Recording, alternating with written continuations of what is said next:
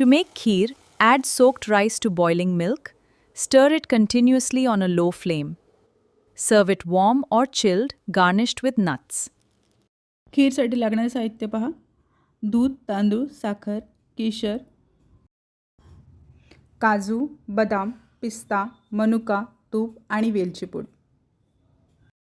आता पाहूया खीरसाठीची कृती.